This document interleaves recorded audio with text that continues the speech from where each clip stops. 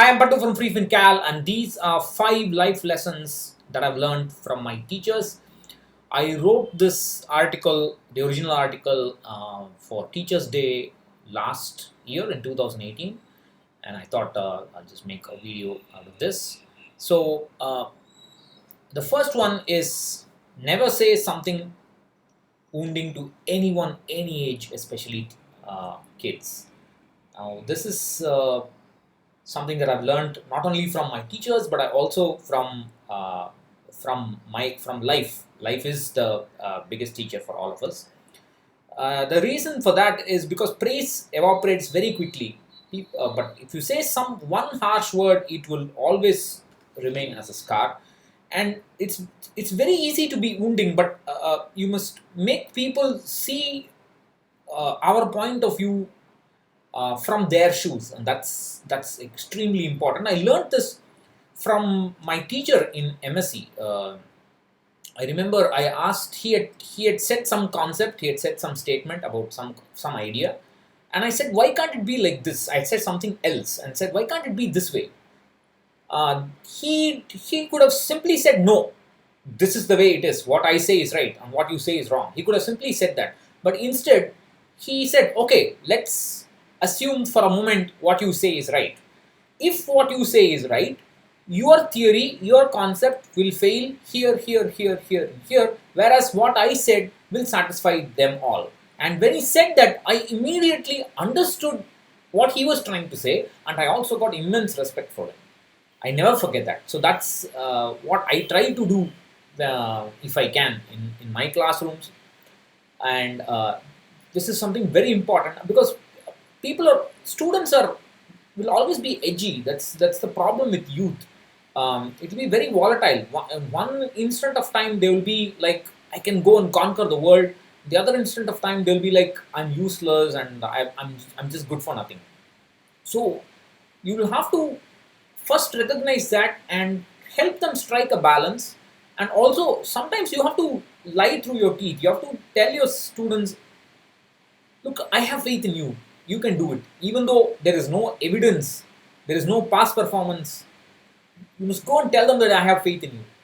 And that will work miracles. So whatever you do, uh, you must not wound anybody, and uh, try to be encouraging. That's a big lesson I've learned, not from my both from my teachers and also from life. And this is a verbatim statement that my PhD supervisor used to say from time to time, and I learned it. This means that for example, I'm writing a post about a mutual fund. I'm reviewing a mutual fund. I can simply go to Value Research, just take the last 1 year, 3 year, 5 year data that's immediately available, copy and paste that on my WordPress post, and say, that's it. It's a great fund. But instead of that, you must push yourself more. Go look at the rolling returns. Go look at the downside protection. Go look at the volatility.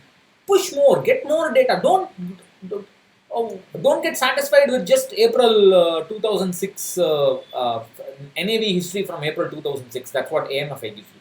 Go get the since inception data from the fund house and analyze that. So you should push yourself. Be more thorough. Strive to be more thorough. That is what will get you respect.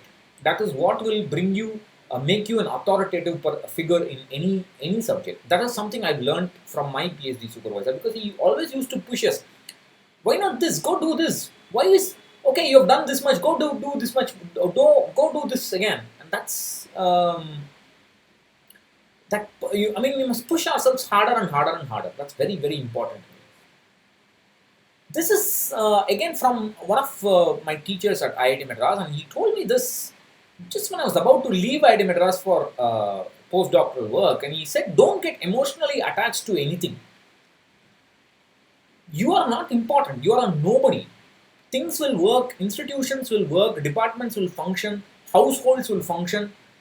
Your people, your family members will function without you. If today you are not there, suddenly you become absent from their lives, they're not just going to stop living their lives. Everything will function uh, properly without you. You are a nobody. You are completely indispensable, and that is When you get to that level, you understand you don't need to get emotionally attached to anything. You don't need to say, oh, I am important, this is very important for me. No, it's not. You just work, be professional, don't be emotional. That is a great piece of advice that has worked wonders in my life.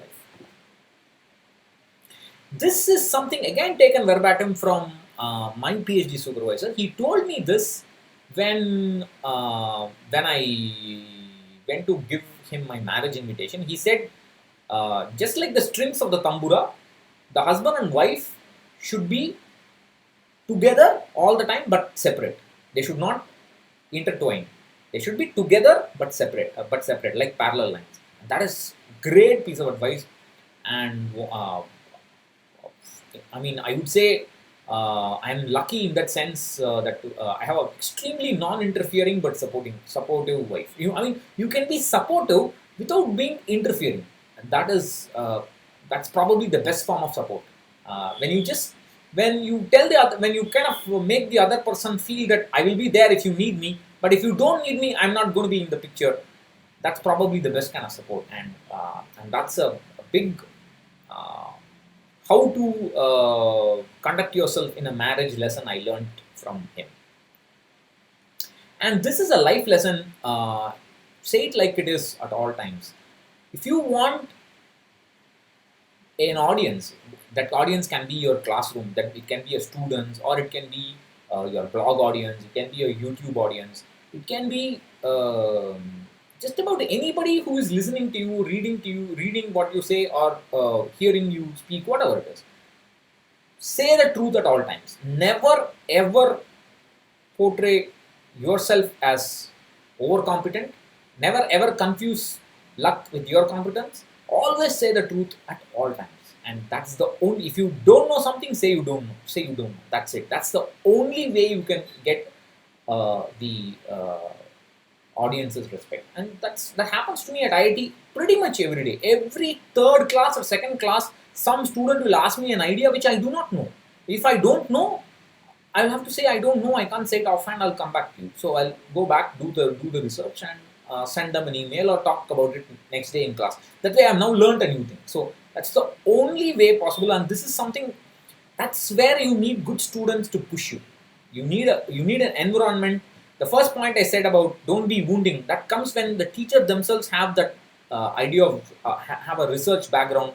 That's when they can think in terms of put themselves in another person's shoes and explain things to the student, like I said in the first point.